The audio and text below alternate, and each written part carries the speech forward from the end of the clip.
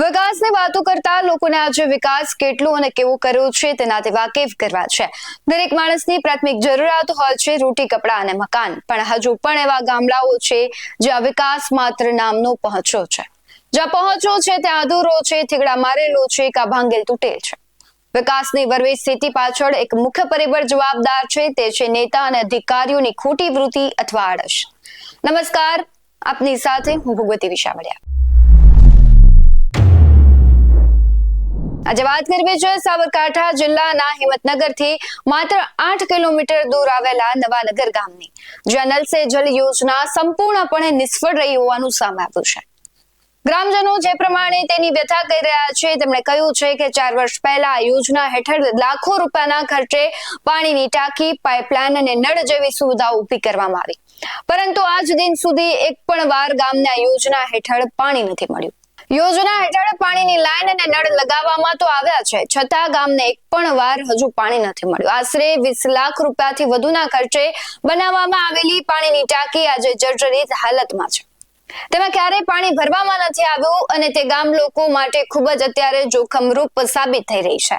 લાખો રૂપિયાનો ખર્ચ કરવા છતાં યોજનાનું પરિણામ અત્યારે શૂન્ય દેખાઈ રહ્યું છે। પાણીની સુવિધાઓ ફક્ત શોભાના ગાંઠિયા સમાન બની રહી છે।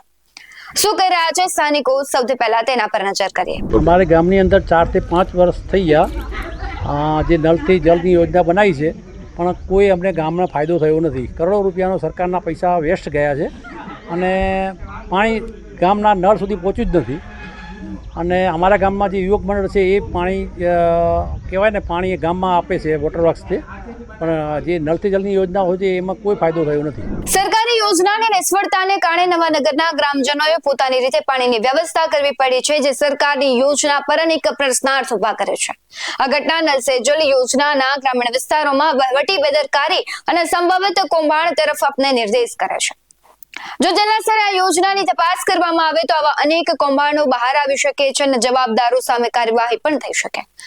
આ એકમાત્ર સમસ્યા નથી, ઘણા એવા ગામડાઓ છે જ્યાં રોડ રસ્તા હજુ નથી બન્યા, પ્રાથમિક શાળાઓ છે પણ શિક્ષક નથી, શિક્ષક છે ત્યાં બાળકો નથી, પૂરતા પ્રમાણમાં કહેવાય છે કે જે વ્યવસ્થાઓ છે તે નથી થઈ રહી, ને અત્યારે શિક્ષણ કાર્ય ચાલુ થઈ રહ્યું છે પણ ચોપડા નથી।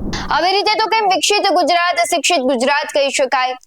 ગરીબને મળતા રાશનમાં ગોટાળા, રોજગારી પૂરી પાડતી યોજનાઓમાં કૌભાંડ, ખેડૂતના નામે કરોડોનો ભ્રષ્ટાચાર, આવી રીતે તો કેમ ચલાવી લેવાનું? આવી પરિસ્થિતિ બાદ સફળ સરકારના દાવા છે અત્યારે પોકળ સાબિત થઈ રહ્યા છે।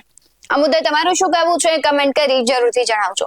આવા જ વધુ અહેવાલો સાથે ફરી મળતા રહીશું। તમે અમારી YouTube ચેનલને સબસ્ક્રાઇબ કરવાનું, અમને Facebook અને Instagram પર ફોલો કરવાનું ભૂલશો નહીં। બાકી અવનવી અપડેટ્સ મેળવવા માટે આપ જોતા રહો BS9 TV ન્યૂઝ। નમસ્કાર।